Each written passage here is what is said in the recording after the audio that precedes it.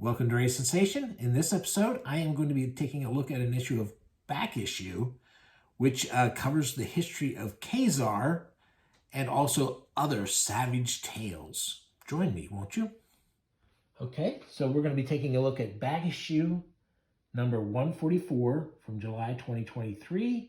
And then the main feature is an article, gives a brief history of Ka-zar, and then mostly talks about the comics that he was in the 1970s. They kind of call the issue Return to the Savage Lands. Some of these other articles in here kind of fit in a little bit with the Ka-zar vibe. Some of them don't, but we'll take a look at them. We'll spend more time with them the more they relate to this Ka-zar. I had this issue. It's not the first of the Marvel Comics stories on Ka-zar, but this was like the real resurgence, this Astonishing Tales where it's half Ka-zar and half Doctor Doom. The Doctor Doom part was good too. This was a well done comic. I read the hell out of it. I mean, I wish I still had all my original comics, but I don't. But I wish I had this one again. Definitely. It talks a little bit about how before Marvel was Marvel Comics, you know, they were publishing pulps, and Ka-zar was one of their pulps. It was a ripoff of Tarzan, which of course was a huge success. There were many ripoffs of Tarzan. This was just one of them. And Tarzan was, you know, he's shipwrecked. His parents die. He's raised by apes. Ka-zar, his parents, I don't know if it's in the pulps, but in the comics, their plane crashes and the parents die, and he's raised by a lion, which is even much more implausible than the whole being raised by gorillas. The lion's name is Zar. That's how he gets his name, Ka-zar. And one of these was reprinted somewhere. I don't remember where or why, but it was really forgettable. Not much to it. Then he started making appearances again. This is an X-Men number 10 from 1965. And I read this, and I loved this because I love dinosaurs, and I loved prehistoric mammals, and I love Tarzan. I wasn't crazy about the X-Men at the time. You know, Marvel had started, because of the success of Spider-Man and the Fantastic Four, they were doing a lot of comics to try and mine some more gold. I did like Doctor Strange a lot. I liked the Hulk on and off, and I loved Kirby's Thor. But, you know, I had a very limited amount of money to spend. So I wasn't getting everything. But there's the cover of that. Then they show you he appeared in the Daredevil. I did not see that issue of Daredevil. Of course, I read the Spider-Man issues. I did not see the Hulk one. I don't remember that one either.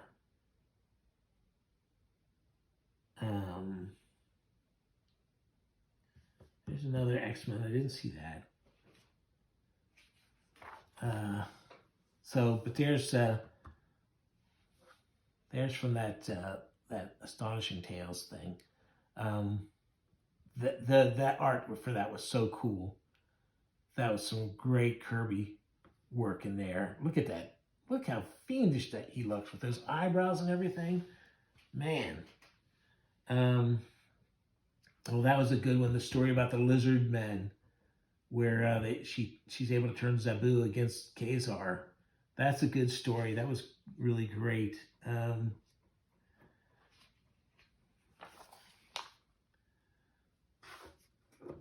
Yeah, more appearances. Ka-zar featuring Daredevil and the X-Men. Yeah, because I don't think Ka-zar was ever a financial success for for Marvel. Oh yeah, I love that art. I love that. I remember that. Lord of the Lost Jungle. That's from Savage Tales. Before there was Savage Sword of Conan, there was Savage Tales, and Ka-zar was in it. There was a bunch of different characters besides Conan. As a matter of fact, I might have an issue. I won't look for it now. And there's where Spider-Man goes to the Savage Land. I mean, Gil Kane's art, sometimes I really loved it, and some of it leaves me cold. I thought he did a really good job on that.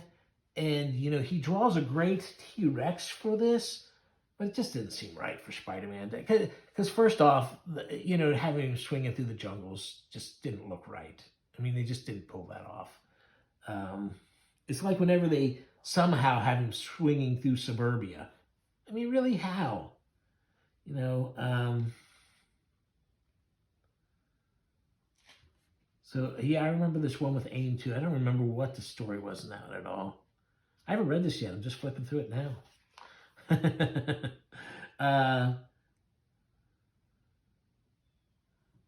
Darn. Yeah. The one I really remember is Barry Smith illustrated some Ka-zar. I didn't see that yet. It was about a guy. It was a story about was it called The Petrified Man or something like that? It was a guy. It was a guy who was turning to stone because of this. He had drinking an elixir that was giving him immortality, but it was also turning him to stone. And then he drinks another elixir or something, and he starts turning into like a god. He's got so much power. But I remember reading that as a kid and being, well, I was a teen by that time, but I remember really being blown away by the idea that, you know, he's outlived everyone he loves. He makes new friends and stuff. They die, and then it's like, ugh, because I think he lives for like 500 years or something. This little map of the Savage Land.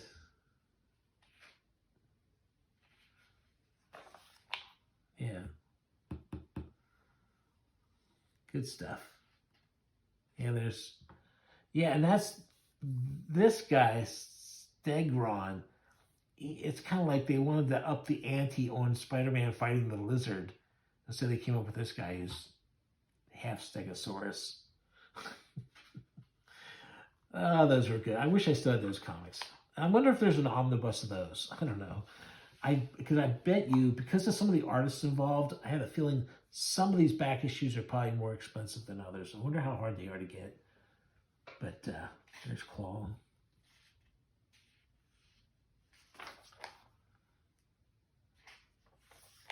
Yeah, I didn't see anything about the Barry Windsor Smith one. Well, like I said, I haven't read it yet, so I got a lot to read on my plate. Especially because I'm also digging through my storage thing, so I'm coming across books I haven't read in 10, 15 years, and I'm also, you know, so the new things are competing with the old things. Here's a history of the Negative Zone. I did love those issues of the Fantastic Four and the Negative Zone and Annihilus. I guess that's how you say his name. Most of the stories they're talking about here are after I stopped reading comics, though, or I stopped reading Marvel and comics and DC and stuff. So I don't know these stories at all. I certainly never read any of John Byrne's stuff. So I don't know those things. But I'll read it anyway. I've got it here. I'll read it. Now, Dagor the Invincible and Trag and the Sky Gods. Dagor the Invincible, I had some of those issues. Gold Key had some really cool covers. They had these painted covers. Inside was a different kind of story.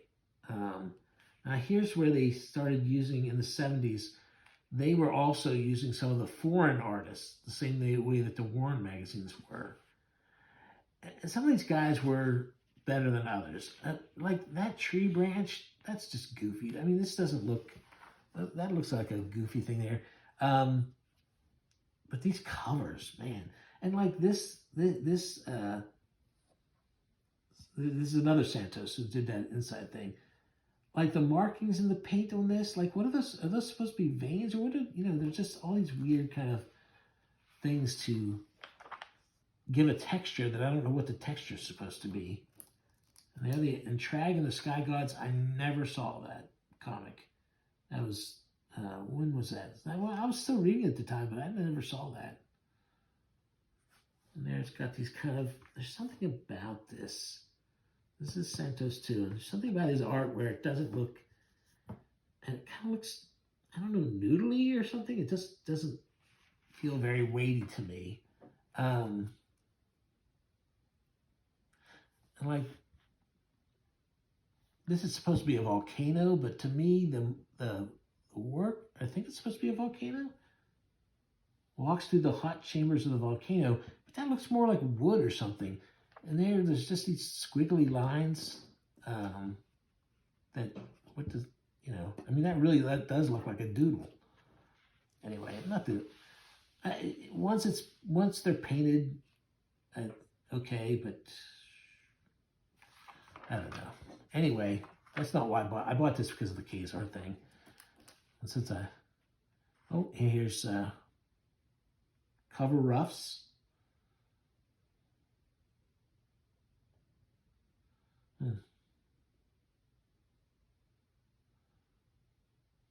What issue is that? That was a John Buscema Tarzan of the Apes, but I don't. Yeah, it doesn't. Oh, undated specialty pencil illustration. I don't know. There's a Barry Smith Dracula.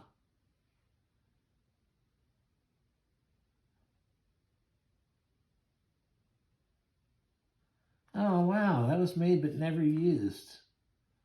I mean, that's a good, that covers a Gene Colan, Tom Palmer cover is good, but that's pretty cool. I like that. There's a Gil Kane.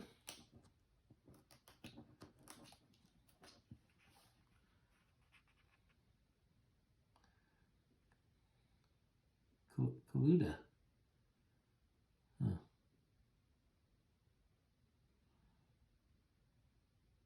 Oh, I was gonna say, well, who did the final art? It looked like this hadn't been used for that, but that says it is him. That doesn't look like him at all, though. Not to my eye, anyway. Earl Norman, or Earl Norm. It's not Norman. I always add I always make it into Norman. That's not true. It's not right. Cover artist Supreme did a lot of good work for Marvel's black and white stuff. A lot of good stuff. That's a great one. Arthur Adams pencil work. Land of the Vampires. I think I had the first issue of this. I don't remember it all, though. I remember thinking it was going to be based on the movie, Mario Bava movie that used to play on TV and stuff. But it's not. It wasn't at all.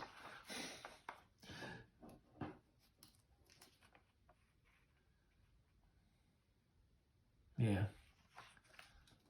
Yeah, I didn't read it at the time. I don't know that I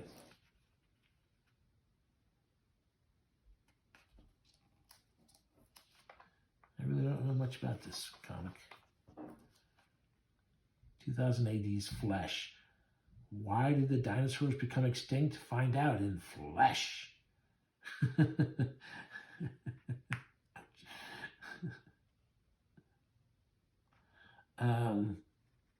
Ramon Sola.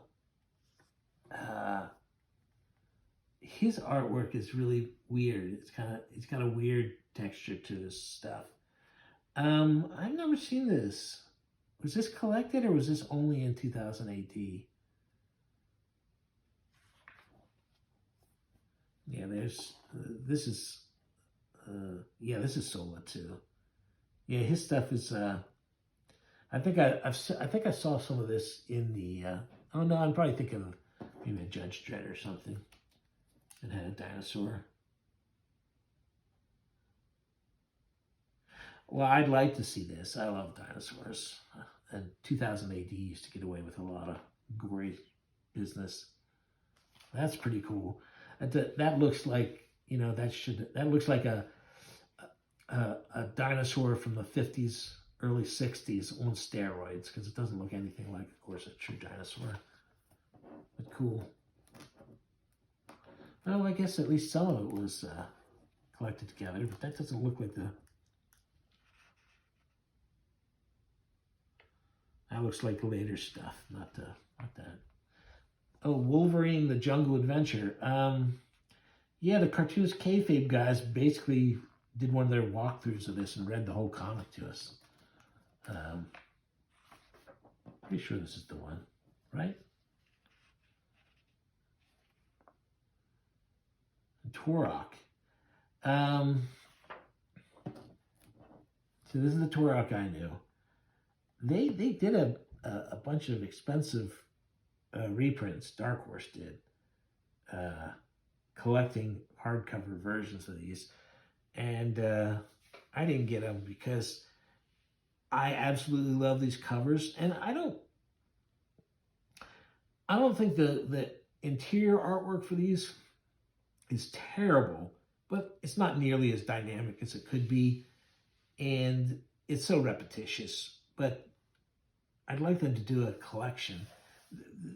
There's a lot of Gold Key and Dell covers that should be collected in books without the actual comics. That's my way of thinking anyway. This is from that reboot. I've never seen any of that reboot.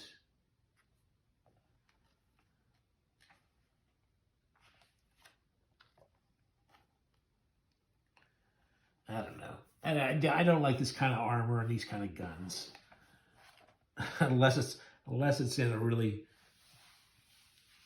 poorly drawn amateur comic. This kind of stuff is not very exciting to me.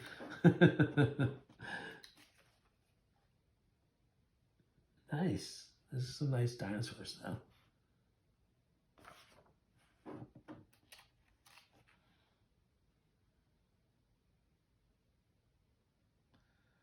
Oh, I didn't know Gulacy did some. Tim Truman? Wow.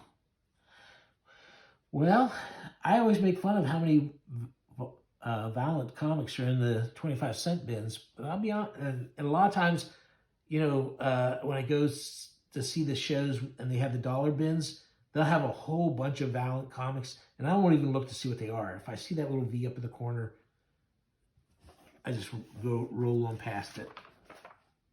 Maybe there's some stuff there to see though. I don't know. And there's Gulacy. That's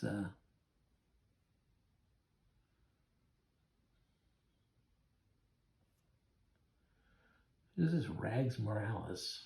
I don't really know that guy. Anyway.